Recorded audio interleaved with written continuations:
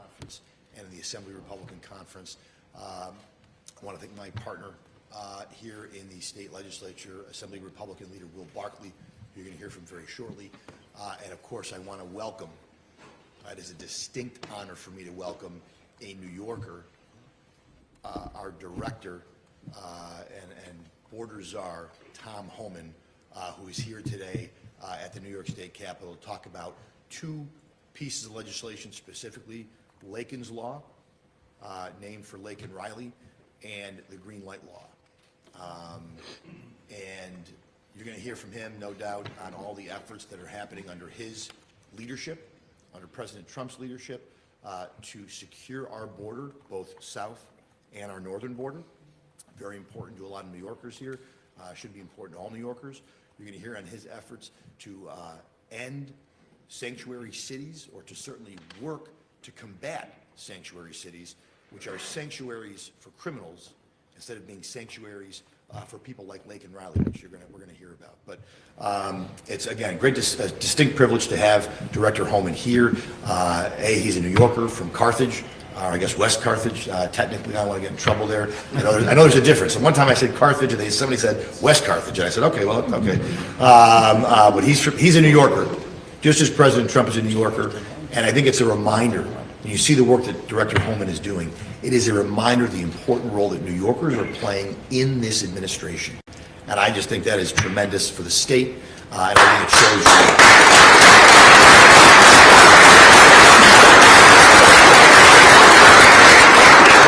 And who knows better sometimes the crazy policies of the far left than New Yorkers, right? Because we have to live them every day sometimes here. So, again, I'll let my colleagues talk about Lakin's Law, the details, Lakin's Law, Green Light Law. But the real takeaway, and I know Director Homan, we had a talk beforehand, both of these laws work and they aim to restrict our law enforcement, our local law enforcement, from working with federal law enforcement, federal immigration officials who are tasked with enforcing existing immigration law. It puts our law enforcement, it puts them at greater risk. It actually, the Green Light Law makes it a felony for them to cooperate with ICE and our immigration officials, which is really just unconscionable and disgusting. To actually tell a law enforcement officer who takes an oath to the Constitution of the United States and the Constitution of New York that they will be the felon, they will be the bad guy if they cooperate or work with Director Homan. He's going to, I think about Mayor Adams, who no one wanted him removed until he started working to try to end some of the sanctuary madness in the city of New York. And Director Homan, again, might be able to speak to that as well. But Lakin's Law, Laken Riley would be alive today if it were not for Jose Ibarra and sanctuary policies here in New York that released him. He should have been on a plane somewhere, and instead he went to Georgia and murdered Laken Riley. And the Green Light Law, I've talked to Border Patrol agents, I've talked to immigration agents. This law is making their jobs more dangerous. It's making it more impossible to do what they have to do to protect the people of New York State. It's not about driver's licenses. If that's what it was about, that's all it would be in the law. But it's all about handicapping our efforts to police and secure our border and to deport people who are here illegally. And we're talking about the most violent and worst people who are here illegally. Criminals, gang members, people that you wouldn't want in your community if they were legal, let alone being illegal. And so, again, these are two laws that our conference and the Assembly Republican Conference and the Senate Republican Conference have worked to get repealed and worked to get enacted. And obviously we haven't had a whole lot of success with this governor and with the Democratic majorities. But you know what? The cavalry is coming. Whether it's Director Homan, whether it's AG Pam Bondi, or President Donald Trump, there's people at the federal level now, New Yorkers in some cases, who absolutely understand what needs to be done, and they're doing it, and this conference stands ready to work with them any way we can. At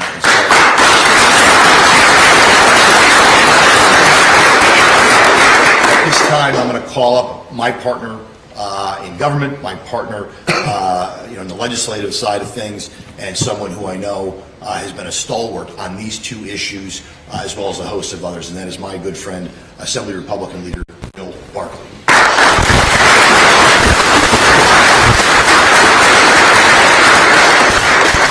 Thank you very much, Leader Ort. I appreciate the partnership that our conference have together, and I think it makes public policy, it makes us move and be able to push public policy when we work together. It's a great honor for me to be here with Director Homan.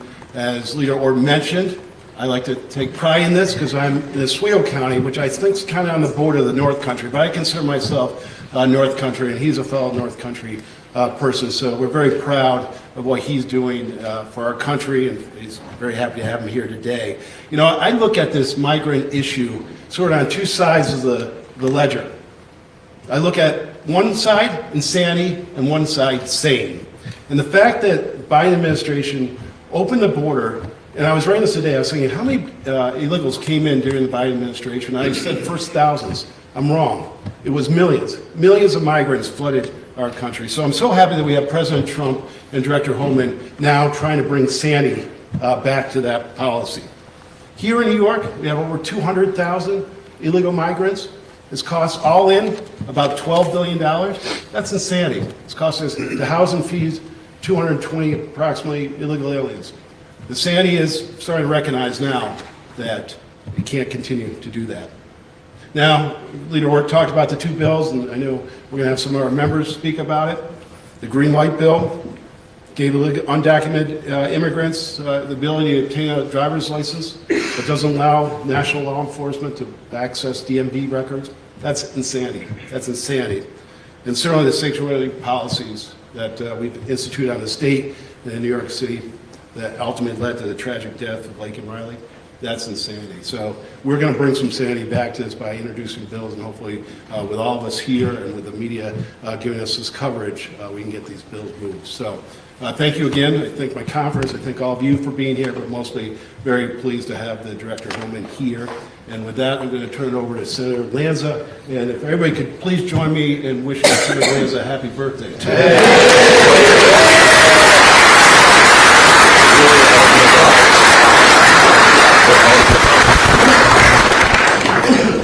Good afternoon.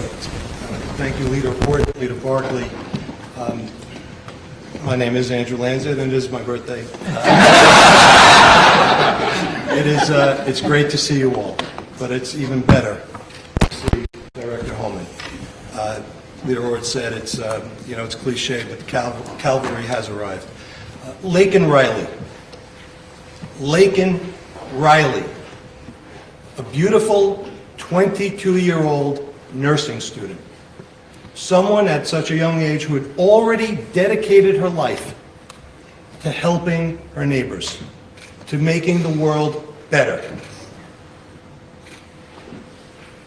Savagely murdered in the prime of her life on a college campus in America. When I saw that as a father, I was horrified, saddened, and disgusted. How did it happen? Her murderer came into this country illegally through President Biden's open border. He was caught. The Democrats released him. Got away with crime one. Made his way to New York. Why New York? Because radical Democrats in New York, like Governor Hochul and others, Bill de Blasio in New York City, before this present mayor, said New York's a sanctuary. You're welcome. Make your way to New York. We're going to give you a free home, free clothes, free food, flat screen TV, cell phone, whatever you want. And don't worry, your neighbors, the people who are citizens here in New York, who are barely making ends meet, they'll pay for it all. So that's what he did.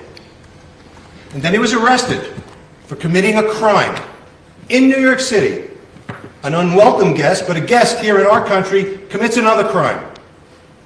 He's arrested. ICE, federal agents, coming to get him. Sick, depraved, leftist politicians in the state of New York said, hey, come with me, and opened the back door, and secreted him out of New York. Made his way down to Georgia, and the rest you know. I think the people who did that have blood on their hands. Lakin's Law. Here's what it says. And think about it when I talk to you about what it says. And ask yourself if you thought this was already the law.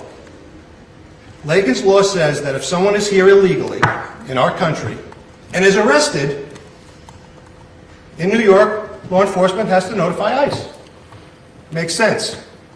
But they don't, and they won't without this law. If you're convicted in a court of law in New York, the court has to notify ICE. Makes sense, but they won't and they don't without this law. If you're released from prison in New York after being convicted, the court system needs to notify ICE. They should, but they don't and they won't without this law. Could you imagine that this is not what's happening already in the state of New York? That there are people that are more inclined to help people committing crimes who are here illegally than protecting their own citizens.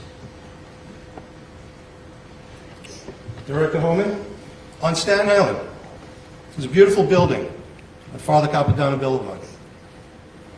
This government, together with some Bolshevik not-for-profit home for the homeless, kicked seniors and veterans out of their homes so that they could put people who are here illegally in that building.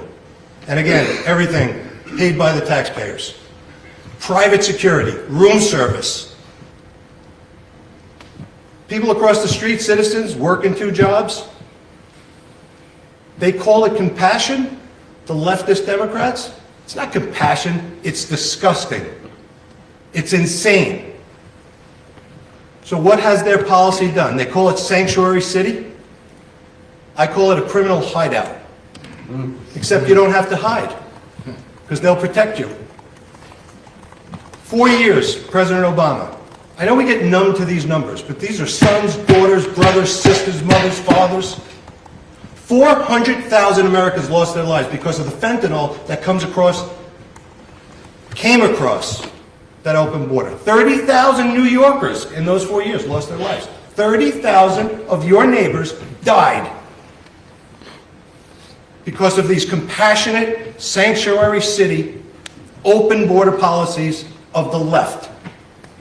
30,000 of your neighbors are not with us anymore. Who else has come across that open border in the name of compassion? Terrorists, cartels, God knows who. God knows who. We know one of them took the life of a beautiful 20-year-old girl, 22-year-old girl, a little more than a year ago.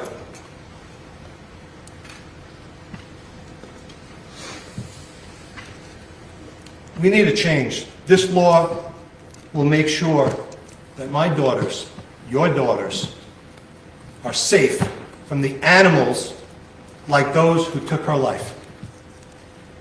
We need this law. Governor Hochul put her hand on a Bible when she took the oath. She swore to uphold the Constitution of the United States and the state of New York. Honor the oath. Put Lakin's Law in the budget. Make this the law of New York City. We live in a state where radical left Democrats in office have told the police department to stand down. When I was a prosecutor in Manhattan, you know what we called that? Obstruction of justice.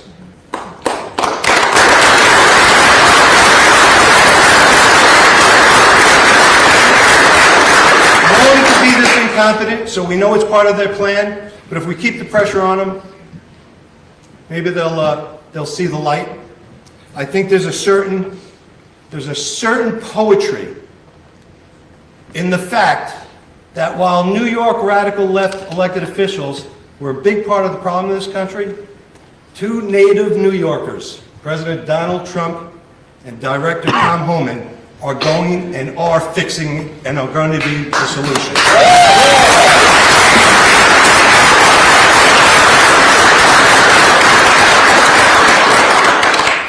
Director Homan, God bless you. On behalf of my children and all of us here who love this country, who love this state, thank you. Thank you for doing this for us. It is my honor. This bill is carried by my partner in the Assembly, by Assemblyman Jared Gandolfo. And, you know, the funny thing is, we put this law in place on paper before she lost her life. And then after that tragic event, we decided to rename it. And so,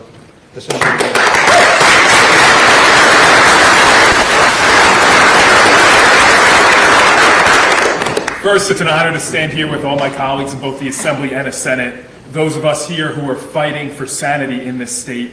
But it's even more of an honor to be joined by Director Homan, who at President Trump's direction is leading that fight for sanity at the federal level. We are so fortunate to have him here and to have an administration that takes border security seriously and has done a phenomenal job so far.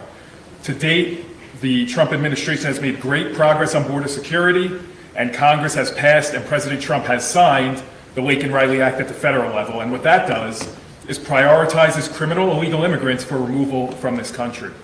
Now it's time for New York to follow suit and to do its part and assist in the apprehension of these individuals.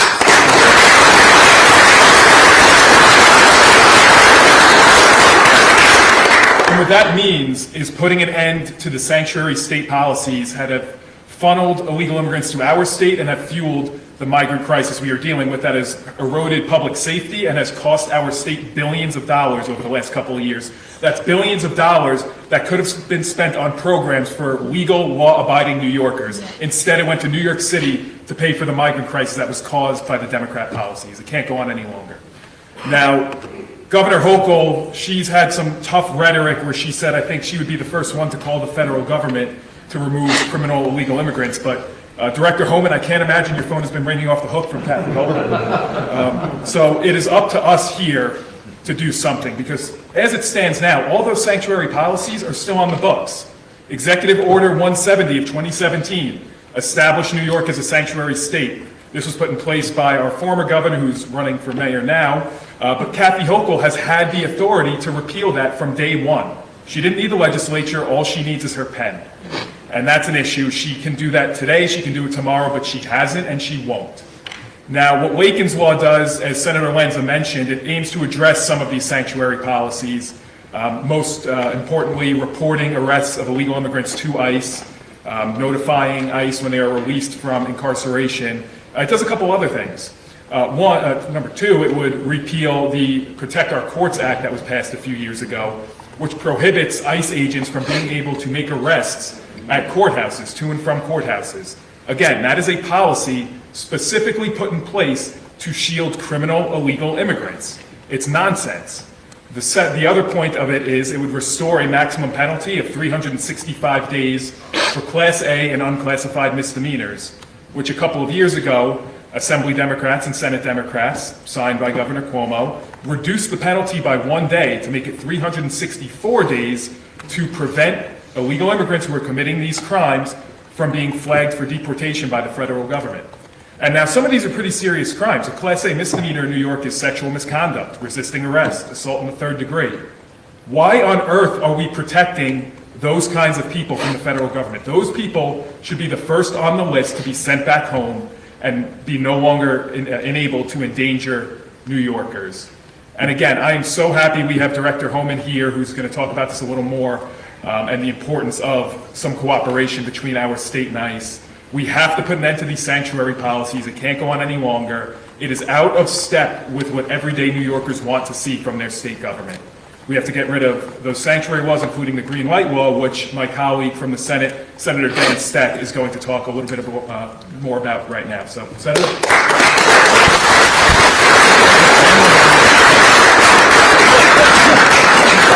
Good morning, everyone. Senator Dan Steck. I represent the North Country along the Canadian border from Lake Champlain all the way out to Ogdensburg. So that's Clinton County, Franklin County, and half of St. Lawrence County. Director Homan, welcome home, welcome back. It's great to have a fellow North Country native here in the room with us and having our backs both on the northern and southern border. Absolutely delighted to talk about the green light bill. In 2019, one of the first acts after one-party rule came into effect after the 2018 elections, chomping at the bit, Albany Democrats couldn't wait to start their agenda. So in 2019, they put into place a law that they pitched as, well, this will just allow illegal immigrants to get driver's licenses that are indistinguishable from the rest of ours to law enforcement or anyone that's looking at them. You can't tell the difference. So that they don't feel pressure and they can go to work and they can contribute to the economy. That was their stated argument. What they didn't highlight, but which is the God's honest truth, is that that law also prohibits local and state law enforcement from coordinating with any federal agencies having to do with immigration. It prohibits them from sharing DMV data, the license plate readers that we all pay for that are all over the place.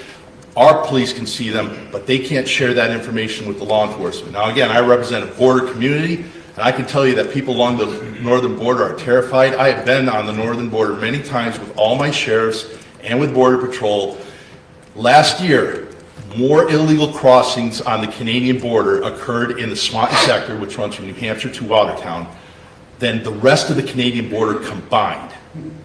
People are flooding in. They're coming predominantly, according to my briefings from Border Patrol, from Bangladesh and India. So they're not walking here and they're not swimming here. They're flying in airplanes. They're landing in airports. So they're already in a captured environment as far as, you've got to go through a border to get here. But once they get off the plane, they start making the way south. They're not flooding Seattle more than any other sector on the border. They're crossing in my district to go to New York City, because Kathy Hochul and the Democrats turn on the big magnet and says, come here, we'll protect you, we'll give you free food, you can step over the homeless veterans on your way into your free housing, we'll give you the cell phones and $1,000 a month EBT cards. That is the insanity of Kathy Hochul's Albany. She's done nothing to change it. She has emergency authorities, as we all learned from COVID, to waive any law. She hasn't lifted a finger to do anything with the green light law. Last fall, first week of school in northern Clinton County, 9 immigrants stopped a school bus at a school bus stop, banging on the door because they wanted to ride into town. I'm pretty sure the yellow school bus is internationally known. But these are parents putting on elementary school kids the first week of school and that's their memory. Their cherished memory of first day of school in Clinton County was being accosted by illegal immigrants at our border, at a bus stop. It's absolutely insane. So in 2021, after a conversation I had with the sheriff of Clinton County, Dave Fabro, he said, why don't we at least exempt the border counties so that we can talk to our partners in green and do something about this. Great idea. Wrote a bill. Bill's in. It's carried by my friend and colleague, fellow North Country native Scott Gray, who you're going to hear from in just a second. It would simply it would waive the green light law, and it would allow, again, that communication. And we are asking, the Albany Democrats are requiring by law our federal partners to operate blind. They're literally holding the hands over our law enforcement on the northern border. And again, the most heavily trafficked, illegally crossed, you're talking drug traffickers, human traffickers, you're talking fentanyl traffickers, gun runners, everything you got. They're back and forth between Montreal and New York City, my district. And Kathy Hochul's done nothing for it. So again, this bill would repeal the green light bill and restore some sanity, and again, make New York safe again. Tom Homan, thank you so much for your leadership and for being here today. It's a delight to be here. And again, I'll call up all of our friends, and your good friend, Scott Gray, to talk about his end of the bill. Thank you.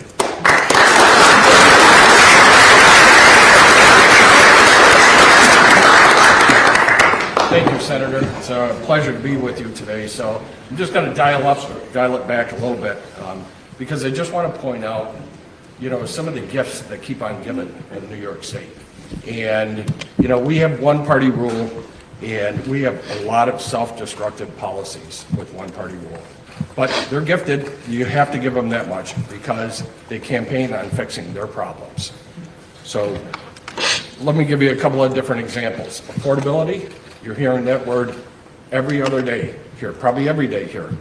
And yet they propose over $250 billion budget, right? They have CLCPA, which is probably arguably the worst policy in New York State that is driving utility bills up. We are soft on crime, but yet they tell you they're concerned about public safety. You've heard a couple of bills today that have discussed just exactly where they're soft on crime. And then, to top it off, we fired 2,000 corrections officers. At the same time, we have a website up that says New York Helps, looking for employment. And that is the hypocrisy of one-party rule in Albany. So we have resources, you've heard it, we have the cavalry is here. President Trump believes in law and order, and Director Homan, who I call Tom, is certainly dedicated to law and order, dedicated to some sanity in state policy and in federal policy, and as a partner for us. So it's a pleasure to introduce to you Tom, who I grew up with through my high school and through when we were young in West Carthage, New York. And Tom's story is one of dedication, service, and unwavering commitment to his country. He started his law enforcement career as a local police officer in West Carthage, New York. He worked up through the ranks of the Border Patrol before he was appointed acting director of ICE back in 2017 under President Trump. And then he was later just appointed as the border czar in 2025. So when Tom, prior to his appointment, he called me up. And he said, we're going to take care of a few things in New York. And he said, and one thing is the northern border. So I represent the northern border, as Senator Steck said. And if you're in the federal government, I represent part of the Buffalo sector, and I represent part of the Swanton sector. So we've had a tremendous amount of illegal crossings, dangerous illegal crossings by water and by land, including the New York Power Authority dam up in Messina. And Tom said, he said, I promise you, we will not forget the northern border. We'll take care of the southern border, and we'll secure the northern border. The southern border is just as important to us right now because the men and the women of the 10th Mountain Division that is home to our area with the Assemblyman Blankenbush are deployed on the southern border to assist. So we're very much paying attention to that. So Tom rose through the ranks. He was in charge of ICE, acting director, a force of 20,000 personnel across there. And he was recognized for his service with the Distinguished Presidential Rank Award, as well as the National Security Medal, excuse me. And then again in 2025, he's been appointed the border czar. So his deep experience, his knowledge of immigration enforcement, and passion for securing our homeland and territorial integrity for the United States.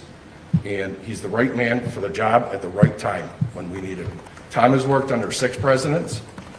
I will tell you his largest deportation effort that has been completed to date was under President Obama. So hopefully this one will top that because we have more immigrants, more migrants in here through the Biden administration than ever before. So as I like to tell everybody, from West Carthage, New York to the West Wing, my dear friend, I call him Tom, they call him Director. Tom Homan, please.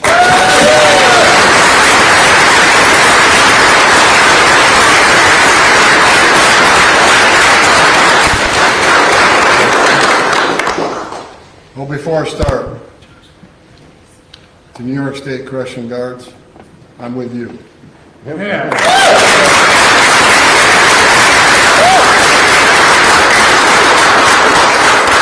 I might lane a little bit, but these men and women stand behind the wire, some of the most dangerous people in this state. And I think they should be honored and respected for the difficult job they do every day.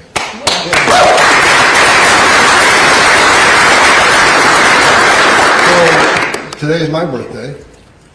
Every day is my birthday. But I worked for the greatest president of my lifetime, Donald Trump. And that's just a stone cold truth.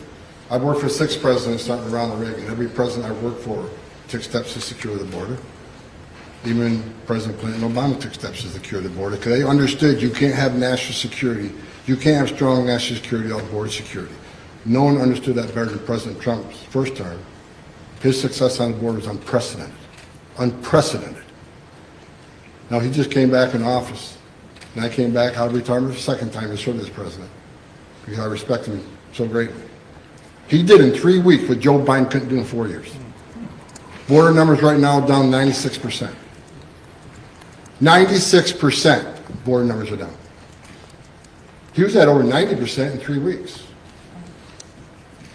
96% decrease. That means when you got 96% less people crossing that border, less women are being raped by the cartels, less children are dying making that journey, less Americans are dying from fentanyl that comes across the border, less women and children are sex trafficked, less terrorists are getting into this country. Joe Biden had 400 people on terrorist watch lists coming across the border. In 4 years under Trump 1, we have 14. The numbers are unprecedented.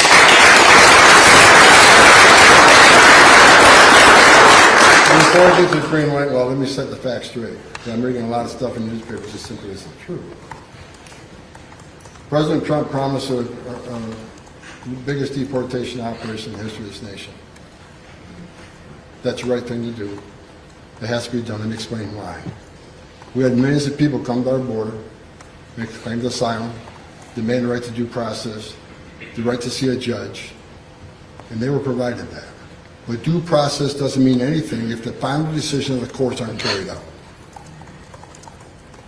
So for those 90%, actually about 86.4, I think, last time I looked, 90% of those who come to our border claim asylum end up with an order removal after due process. If we don't execute those orders, then what the hell are we doing? Shut down immigration court doesn't mean anything anymore.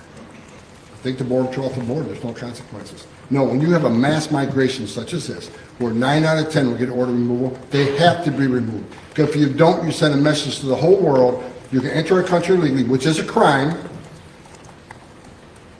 and you can ignore a federal judge's order for deport. If that's the message we want to send as a country, you're never going to solve the problem. Women will continue to be raped making that journey. Children will be raped making that journey. People will die making that journey. More Americans die in fentanyl. We have to have consequences for violating laws in this country. So at the end of a historic illegal migration, where the vast majority get ordered removed, there has to be an historic deportation operation, or the whole system is broken. So that's why it's necessary. And let's be clear, President Trump is committed, and I'm committed, that we're focusing on public safety threats and national security threats. The worst first. Look at the numbers that bear it out. But I read media reports that we're arresting a lot of collaterals, non-criminals. Well, guess where most of them are being arrested at? Sanctuary cities, sanctuary jurisdictions. Because if you don't let ICE into jail to talk to the illegal alien that you locked in a jail cell, not us. You took an illegal alien and locked him in a jail cell. That's who we want to talk to. But instead of letting us give us access to it, honor and entertain it, what did you release them in the public? What does that mean? That means the men and women of ICE are about to go out in the neighborhood and find them. So sanctuary cities are going to get exactly what they don't want. More agents in the community and more collateral arrests because you have forced us in the community because you failed to let us into jail. What a shame. Why not give access? Someone in the country that committed a crime against U.S. citizens sitting in jail. Why not give access ICE to that person so when you're done with them, we can have them and do our job? Because releasing a public safety threat back in the public is just stupid. Just common sense.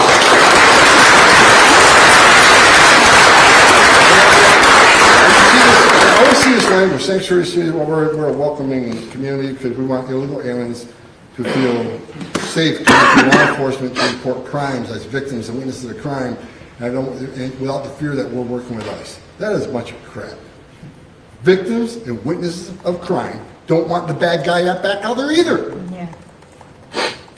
When you release a public safety threat back in the public, it puts the public at greater risk because they will recidivate. It puts the public at greater risk of crime. It certainly puts the victim witness at greater risk. It puts the community at greater risk. It puts the officers at great risk.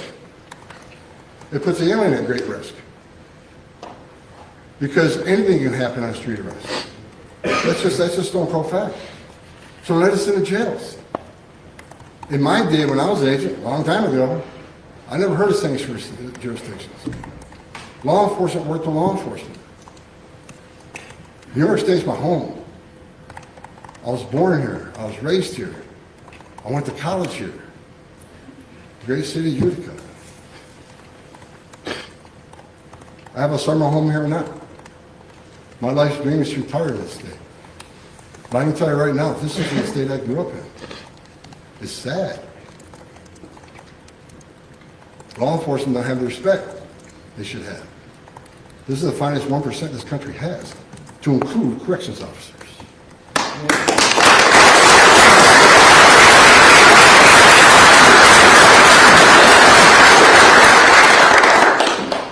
I'll say it again, President Trump's the greatest president of my lifetime. As a guy who's fought border security my whole life, as a guy who stood in the back of a tractor trailer and 19 dead aliens who baked to death, including a 5-year-old little boy. As a guy who's talked to young ladies as young as 9,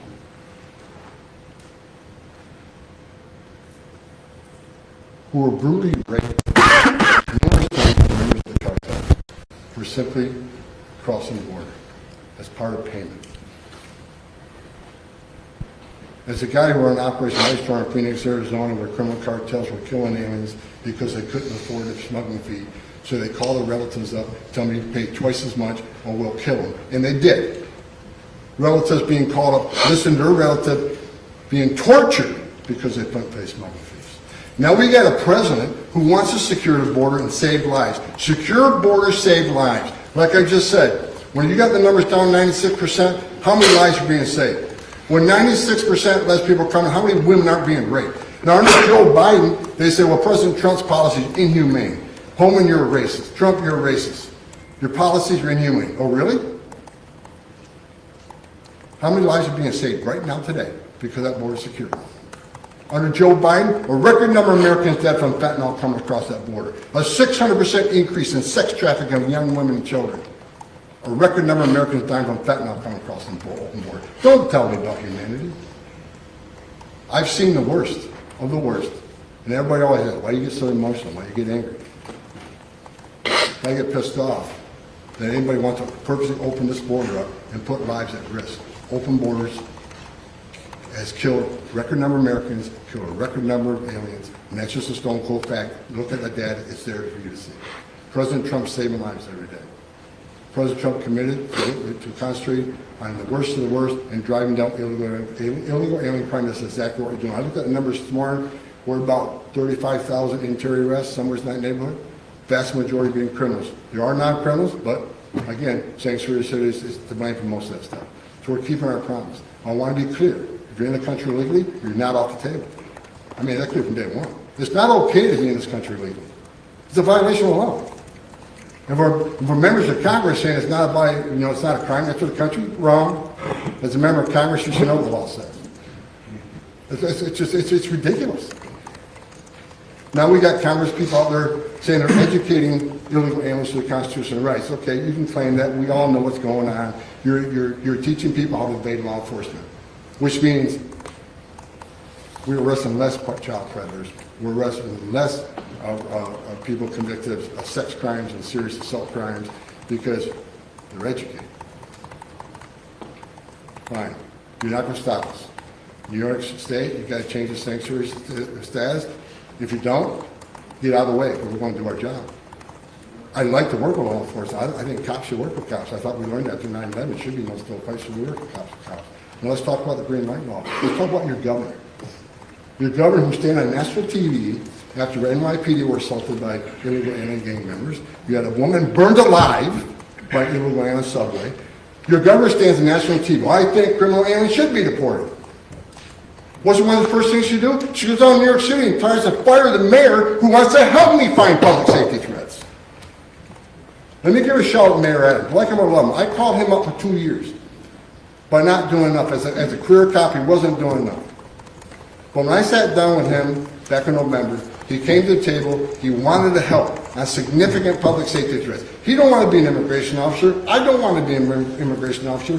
But the mere fact he wants to get us into Rikers Island, where people are locked up because they committed a crime, he wanted to get federal immigration authorities back into Rikers Island to talk to illegal aliens who committed a crime against a citizen. And the governor runs down there and wants to fire him because he's working with Tom Homan? And as far as all this, well, he's making a deal because it's criminal issues, I've been talking to him since November, had nothing to do with that, as far as I'm concerned. I'm happy that the mayor of New York City, the largest city in the world, is actually sitting down with law enforcement to make that city safer. He wants to be a law and order mayor. Then your mayor, who says criminal aliens should be deported, goes down and wants them out of office. Then and at the same time she says it, she got a green light bulb, which prevents ICE and CBP, who again are focusing on national security threats and public safety threats. You can't access the DMV data? Then I see the chief of staff say the other day, the borders officers should know they can get that with a warrant. Really? The ATF need a warrant? FBI need a warrant? DA need a warrant? U.S. Marshals need a warrant? This is an attack on immigration enforcement that's plain what it is. And let me tell you something. In my 40 years doing this job, I've buried enough border patrol agents, I've buried enough ICE agents. When you don't give access to important data that helps drive a criminal investigation, to help them to identify exactly who this person is, you're putting their life at risk. The men and women of the Border Patrol, men and women of ICE, they strap a gun to the hip every day, they put a Kevlar vest on, they're putting their lives on the line. We just lost one in Vermont a few weeks ago. And you can prevent these officers from having from DMV information that's going to help drive a criminal investigation on a national security threat, public safety threat. You're going to deny them information and know how bad this person is, because any cop in this room, and I was one, and one of the first things you do is run DMV data to get more information on who this person is.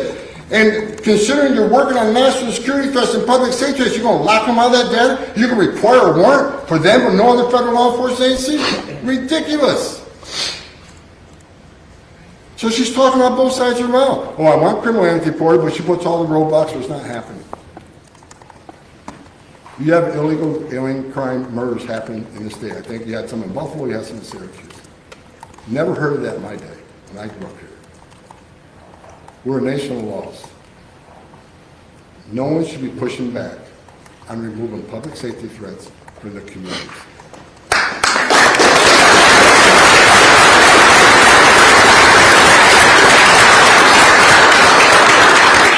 And get this. Let's say we went through the problem of getting a warrant, which is ridiculous on its face. The law says, then the bad guy gets notified of nothing. I can't even believe I'm saying this. Utterly ridiculous. You're going to notify the bad guy that he's being investigated. Every elected, I don't care if you're Republican, a Democrat, or independent, every elected official's number one responsibility is this: protection of the community. And what this green light law does is put your community at rest. Because we can't arrest the bad guy. We don't have information on that bad guy. We can't have data to help us support a criminal investigation. Then the community's at risk. You're not just putting the officers at risk, you're putting your community at risk. And I'm done with it. I'm sick of it. This is my home. It always will be. And I'll do everything I can to protect it.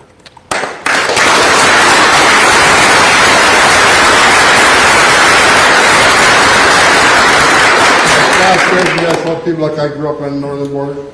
I have a home on the northern border now. I could have a northern border because I grew up here. So Scott was right. Northern border is not being ignored. President Trump's committed to securing the southern border. We got record security now. I'm focused on the northern border now because President Trump made a promise to American people. His mandate was to enforce immigration laws, secure our borders. Securing our borders save lives. And for those that don't know, a lot of special interest aliens enter through Canada.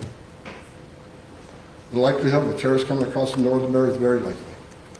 We're going to pay strict attention to the northern border, just not New York, the entire northern border. Well, under Joe Biden, let me tell you what he did to the northern border. Under Joe Biden, many people coming across the border, about half of the northern border agents were assigned on the southern border. And the half that stayed here, many of them were processing illegal aliens directly from the southern border, which means the northern border was lawless. Clinton County got killed with numbers. We're going to fix that. We're fixing it now. And I won't stop until the northern border is as tight and secure as the southern border.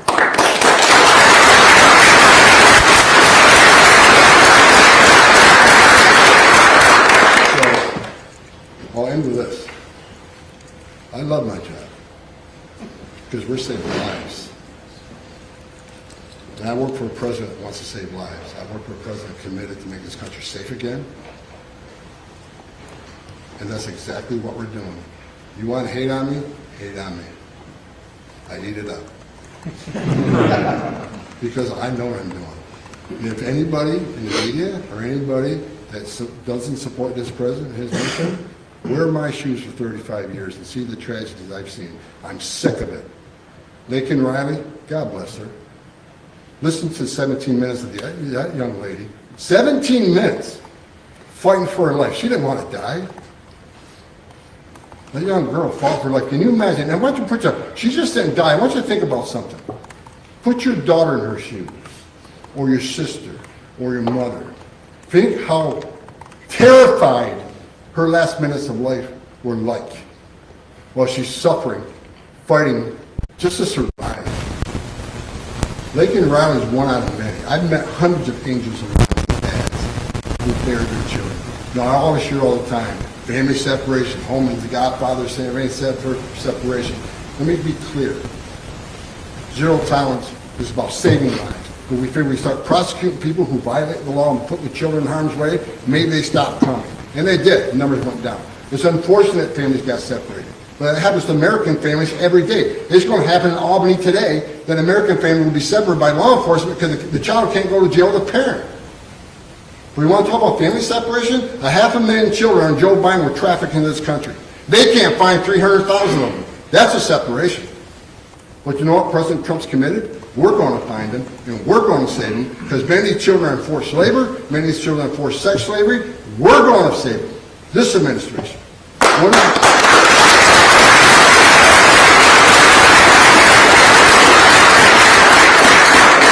want to talk about family separation. Talk to the angel moms and dads who buried their child. My worst nightmare, everybody in this room, your worst nightmare is bury your child. And I've talked to hundreds of angel moms who did that. And finally, I'll say this. I read it this morning. It irritates me every time I read it. Illegal aliens commit less crimes than Americans. Really? Show me the data. I've seen just as many studies push back against that. But let's say that's true. Doesn't matter. Every crime committed by illegal aliens is a preventable crime. None of them are acceptable. One's too many. So I don't want to hear that garbage. Secure border saves lives. President Trump is a great president. He's saving lives every day by locking down this border, by removing public safety threats. He's doing the job he promised Americans. I couldn't be more proud to work for a man that's dedicated to the service of this nation and makes this country safe again. So God bless President Trump. And I want to say one more thing. What a cabinet he put together. Christy Noem, DHS Secretary. She has done more enforcement actions in her first week as Secretary than Alejandro Mayorkas did in 4 years. She's been out ICE, she's been out CBP, she's been out Coast Guard. God bless Christy Noem. She's going to do a great job. Cash Patel, great FBI. Pam Bondi, New York State, watch out for Pam Bondi. Because she's going to take on things for the city. So I'm proud to be a part of this group. Every day I walk in the White House, my head's held high. I know we're doing the right thing, not just for the United States. We're saving migrant lives, we're saving American lives, and we're making this country safe again. So I couldn't be more proud of this administration.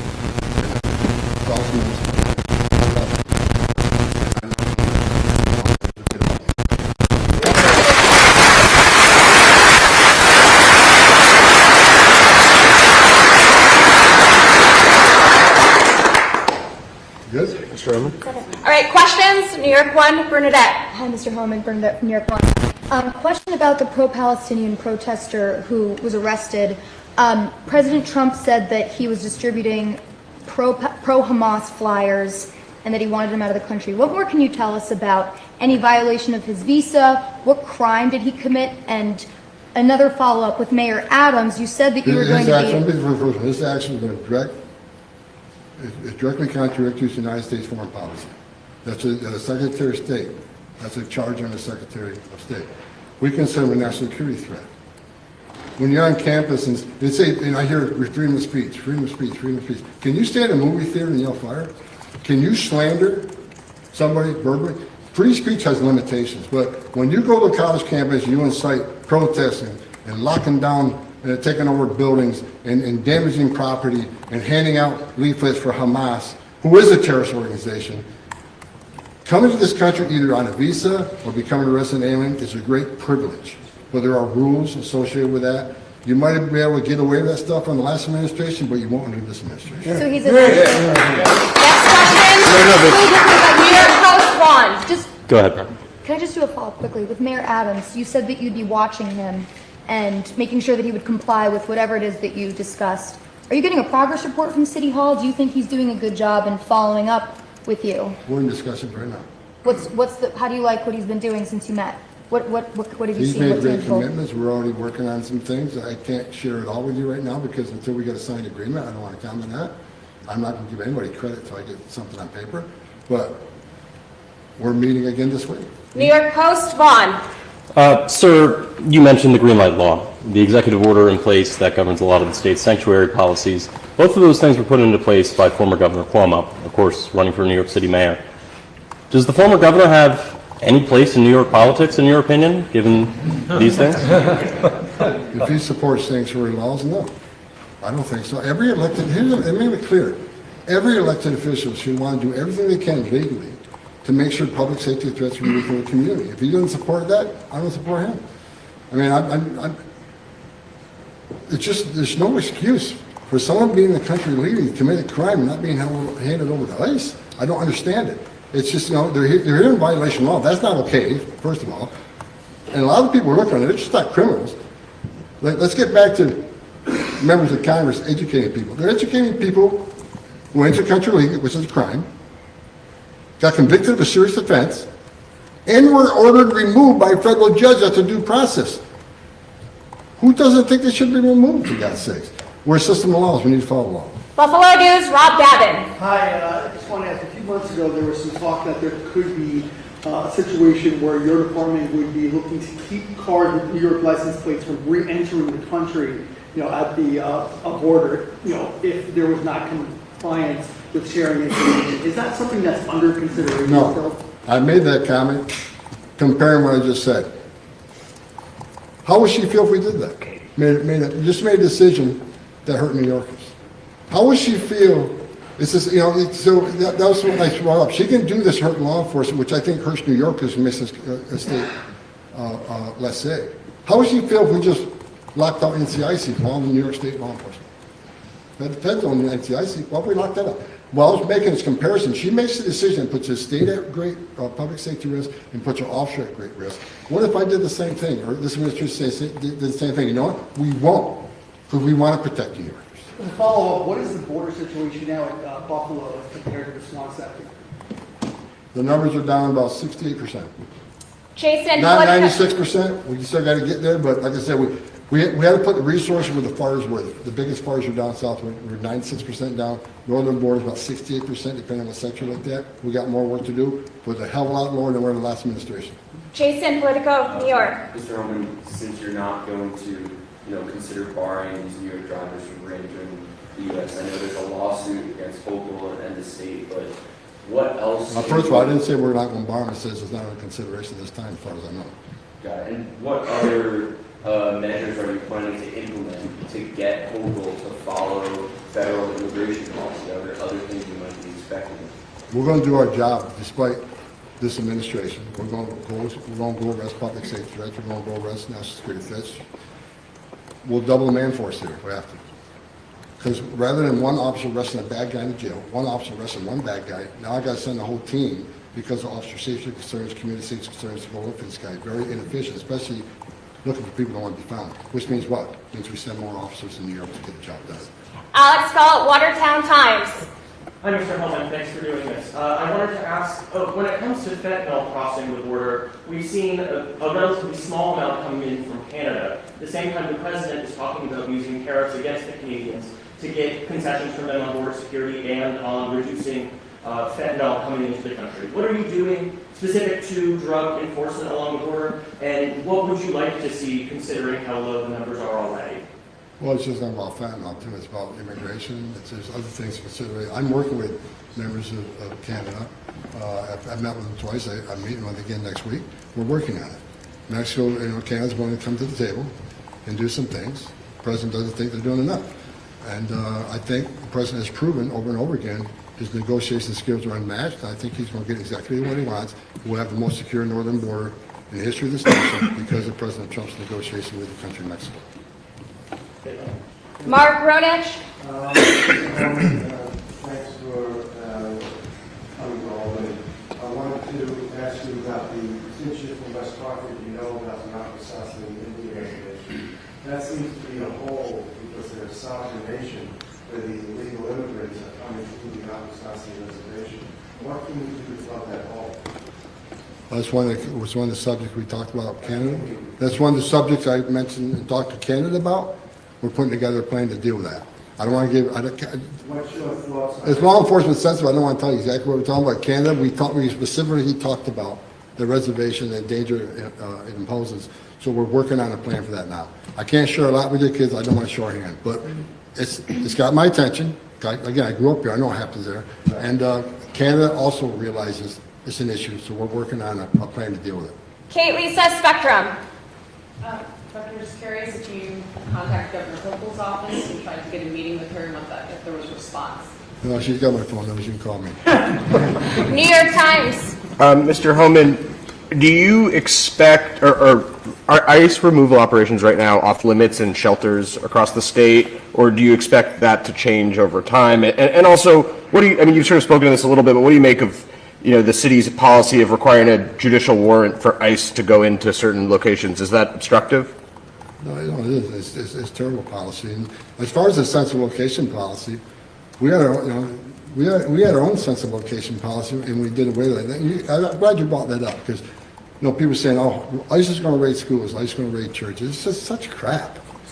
We're not going to raid churches. We're not going to raid schools. Well, however, we're going to be like every other state and local and federal law enforcement agencies. If there's an MS-13 gang member who's going to high school, and he's wanted for serious public safety violations, we're going to go in that school and arrest that MS-13 member if we know he's there.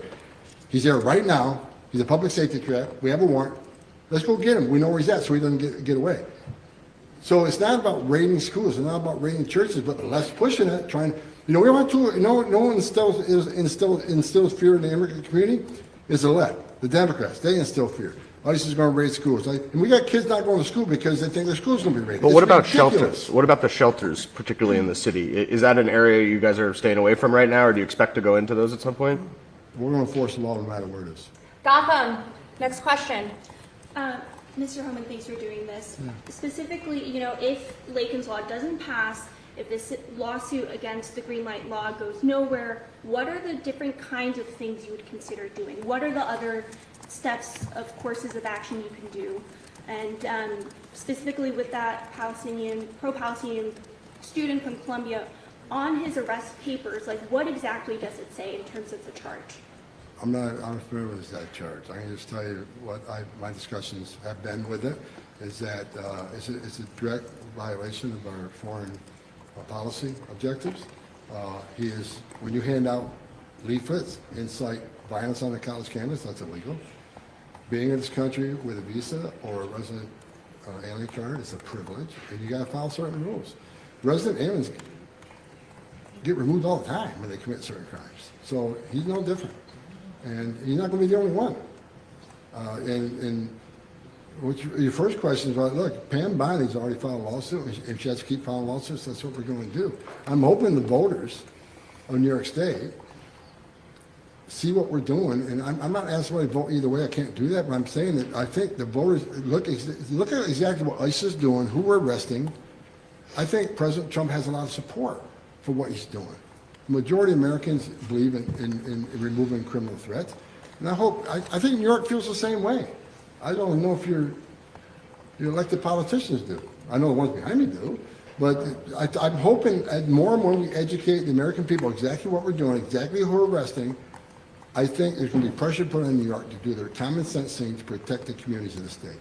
So I just want to make sure, just to confirm, you're not familiar with what the arrest charges are? I have not read the arrest report.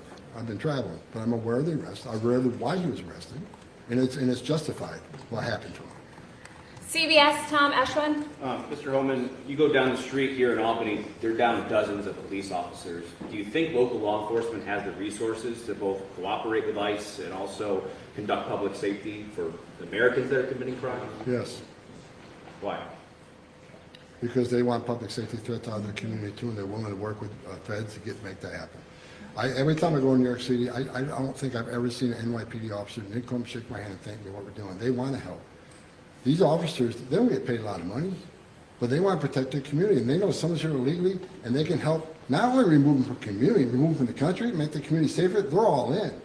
And I don't think it takes a lot of,